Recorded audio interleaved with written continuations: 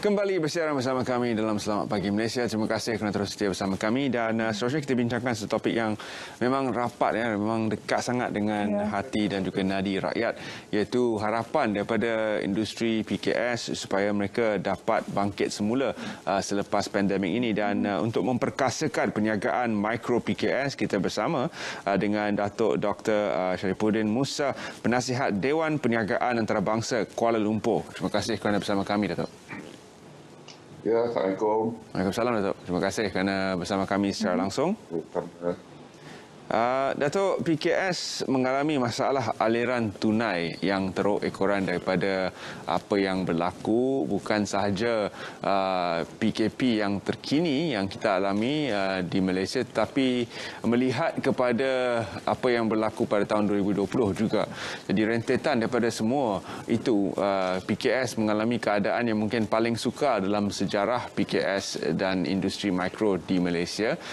Apakah yang Datuk boleh bincangkan ataupun Datuk boleh nyatakan kepada mereka tentang survival industri PKS dan juga industri mikro PKS bergerak ke hadapan? Alhamdulillah, syukur kerana kerajaan sekarang telah dapat membuka sektor-sektor, terutama sektor perniagaan kecil dan sederhana, dan kilang pun dah buka seperti biasa. Kita sangat maklum bahawa banyak syarikat-syarikat yang telah gulung tikar kerana tak dapat tahan dengan naikkan istiada. Kerana pertama, setahun dah kita mengalami COVID dan inilah tahun yang kedua. Saya rasa selalu banyak syarikat-syarikat yang gulung tikar buat masa ini. Jadi bantuan kerajaan yang ada sekarang sangat membantu syarikat AKS kerana perniagaan telah berhenti sangat lama, hampir setahun lebih. Ya, dan kalau kita lihat sekarang, Datuk, semakin banyak sektor ekonomi telah pun dibuka, perusahaan, perkilangan dan ekonomi dan sebagainya. Pastinya ini memberi peluang kepada pemain-pemain industri untuk kekal dalam perniagaan dan survival di kala pandemik ini. Pandangan Doktor terhadap Datuk terhadap perkara ini? Bagus. Sebab apa? Sekarang ni kita rasa untuk tahun dah sekali tahun kedua, kita tahu bagaimana untuk nak atasinya peniaga kerana kita dah pernah mengalami pada tahun lalu sudah. Ini adalah tahun kedua. Jadi perniagaan perlu diubah secara bersemuka dan sekarang kepada sistem online.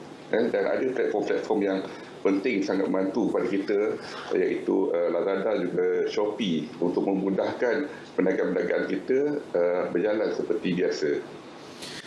Datuk, memang wujud perniagaan-perniagaan yang boleh bergerak secara dalam talian dan ramai juga yang telah memulakan online shop masing-masing. Namun ada sahaja perniagaan yang tidak boleh digerakkan secara dalam talian. Sebagai contoh, gym yang memang terkesan teruk akibat daripada PKP ini, tidak ada cara untuk mereka sebenarnya zahirkan perkhidmatan itu secara dalam talian kerana ia adalah berbeza. Kelas-kelas dalam talian mungkin sedikit sebanyak dapat membantu tetapi tidak secara keseluruhan. Jadi apakah nasihat Datuk kepada perniagaan-perniagaan yang sememangnya tidak boleh bergerak kepada kaedah dalam talian? Buat pengetahuan saya memang betul perniagaan seperti tersebut memang tak boleh dibuka lagi ketika ini. Jadi pendapat saya, kerajaan perlu bantu untuk peniaga seperti bisnes gym ni. Sekiranya boleh buat masa ini pengurusan gym perlu pula mengubah servis itu kepada perniagaan menjual peralatan gym supaya penggunaan gym atau peralatan sukan itu boleh digunakan di tempat kediaman dan di ofis yang boleh pakai untuk kegunaan sendiri. Itu pendapat saya lah. Dan seterusnya untuk sektor perkilangan yang Datuk mungkin lebih rapat pada sektor ini, apakah SOP-SOP baru yang diperkenalkan yang turut mungkin meningkatkan kos dalam pada memberikan perkhidmatan dan juga dalam sektor pembuatan itu sendiri yang boleh Datuk sebutkan, dan juga cara bagaimana ahli-ahli perniagaan dalam sektor ini dapat mengatasi kos-kos baru, kos tambahan yang diperkenalkan? Biasanya bahagian kilangan dia lebih pada kos untuk kendalikan pekerja kita.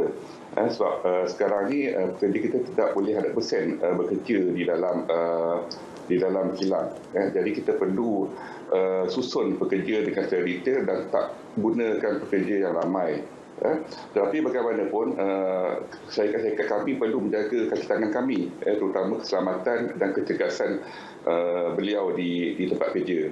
Ini adalah kerana ada kaitan dengan kualiti apa yang kita keluarkan oleh syarikat. Apa yang penting, kos yang banyak perlukan lebih kepada kos tambahan macam kos pembersihan kilang. Kita sentiasa kena membuat pembersihan berskala tak seperti normal. Kita perlu bagi kesihatan dan perubatan kepada kaki tangan terutama vitamin C. Dan perkara ini adalah memang menambahkan kos operasi kilang. Walau bagaimanapun kita perlu kreatif kerana untuk kali ini bukan Malaysia saja yang kena wabak COVID, ialah seluruh dunia. Jadi strategi perniagaan untuk kita buat pasaran adalah berbeza seperti normal. Dan berbalik kepada platform digital ataupun perniagaan dalam talian, dan kalau kita lihat semakin mendapat tempat di kalangan pembeli dan juga pengguna. Jadi bagaimana Datuk melihat pentingnya platform perniagaan dalam talian ini dan perkembangan juga di Malaysia, dan mungkin ia akan dapat diteruskan bukan saja semasa pandemik dan selepas pandemik juga ia akan mendapat tempat di kalangan pengguna dan juga pembeli. Pendapat saya, platform untuk digital memang sangat penting sekarang kerana ia agak mudah, iaitu menyediakan komputer dan juga sistem untuk kita telenerjikan sistem online. Ini kerana kita perlu kreatif berkaitan dengan produk yang kita jualkan. Penggunaan yang mudah iaitu Instagram dan TikTok itu memudahkan kita membuat iklan untuk produk kita. Ada kebaikannya online ni, iaitu dua perkara yang saya lihat, iaitu pertama, kita tak perlu menyediakan kedai untuk disewa. Dan nombor dua pula, kita meniaga secara 24 jam. Kalau kita ada kedai, kemungkinan kita meniaga antara 8 jam hingga 12 jam saja paling lama. Tapi online kita boleh meniaga 24 jam. Siang pun boleh, malam pun boleh. Dan juga kita perlu kreatif. Bahawa sekarang ni kalau kita tengok, kalau kita order barang, kemungkinan barang akan sampai besok atau lusa. Tapi kita perlu meningkatkan kreatif untuk barang kita, iaitu apabila kita order pagi, insyaAllah petang barang sampai. Itu adalah lebih baik yang perlu kita fikirkan. Dan dari segi mengubah cara berniaga, bukan saja bergerak secara dalam talian tetapi juga keperluan untuk meningkatkan kesedaran kesihatan di kalangan para pekerja dan proses vaksinasi di kalangan para pekerja untuk pekerja dalam sektor industri mikro dan juga PKS. Bagaimana Datuk melihat keberkesanan program-program kerajaan dalam membantu meningkatkan jumlah pemvaksinan di kalangan pekerja sendiri di dalam sektor-sektor terbabit?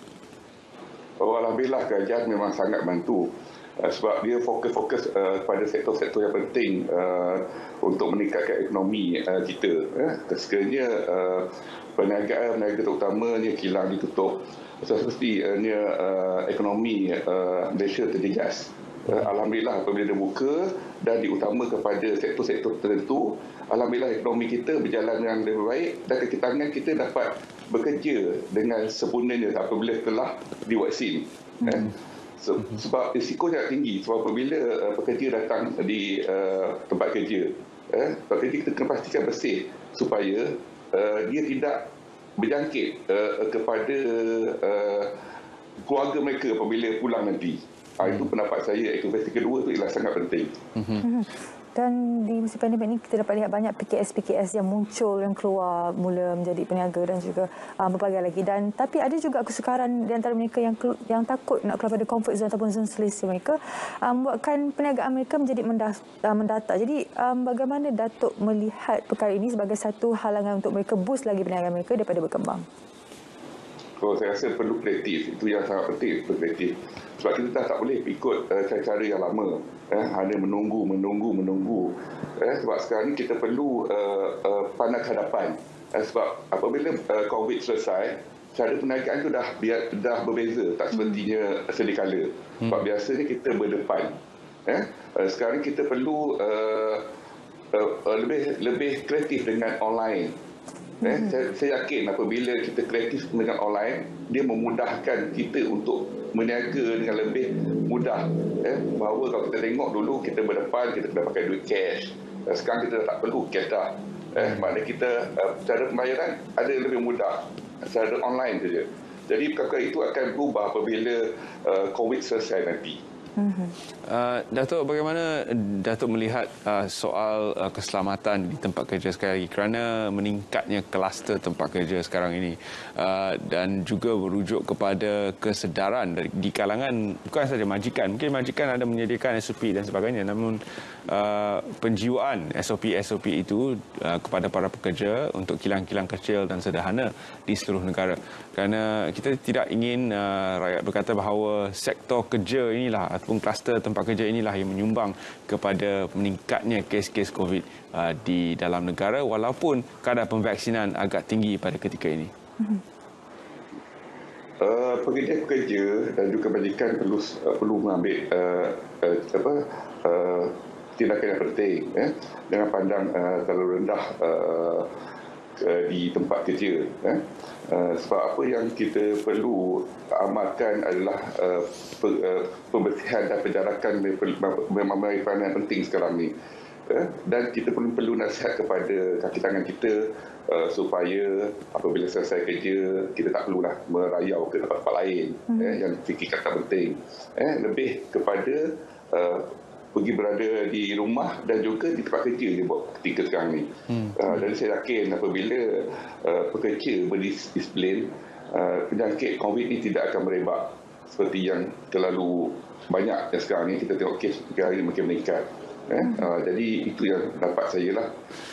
Datuk, hari ini adalah hari yang agak bersejarah juga di mana kita akan mendapat senarai kabinet baru.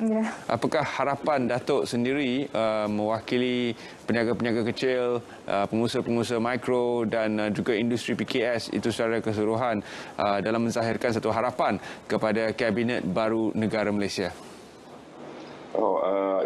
Itu kita berdebar-debar juga. Kita harap kami ahli perniagaan, saya juga penasihat Dewan Perniagaan Antarabangsa Kuala Lumpur, mengharapkan Kementerian Pembangunan Usahawan memain peranan yang sangat penting. Sebab banyak peniaga yang perlukan dana. Saya pun mengucapkan terima kasih kepada Kerajaan Malaysia kerana membeli dana-dana yang sangat bagus. Macam saya, iaitu Dewan Antarabangsa, mereka membutuhkan MDG untuk membuat pameran di luar negara. Jadi insyaAllah pada bulan Disember, kami Dewan Perniagaan Antarabangsa dan juga Universiti Pahang akan mengada pameran di Jeddah pada 15 hingga 17 bulan. Dan apabila kita pergi sana, kita boleh claim MDG sebanyak maksimum RM25,000. Itu adalah bantuan kerajaan yang membantu IKS untuk membawa produk-produk mereka yang di Malaysia untuk ke luar negara. Jadi itu yang pendapat saya. Terima kasih kerana kerajaan kena prihatin perkara tersebut. Dan terakhir sekali mungkin Datuk sedikit nasihat kepada para peniaga dan juga pengguna agar tidak berputus asa dalam apa juga yang mereka lakukan seiring dengan pembudayaan kita untuk membiasakan di dalam norma baru ini, Datuk. Saya harap para peniaga perlulah kreatif kerana banyak-banyak produk-produk kita yang boleh dipasarkan pasar dan digunakan oleh untuk orang bangsa kita sendiri. Iaitu apabila terutama apabila COVID ni, ramai orang sangat berniaga terutama bagi makanan. Makanan kita iaitu banyak makanan harian yang kita boleh promotekan, iaitu kita ada selemak, kita ada canai, itu biasa berdepan sekarang sistem online. Jadi semua berniaga dan saya rasa benda itu adalah satu benda yang perlu kita ambil kesempatan. Ingat, perlu kita kreatif untuk kita berjaya.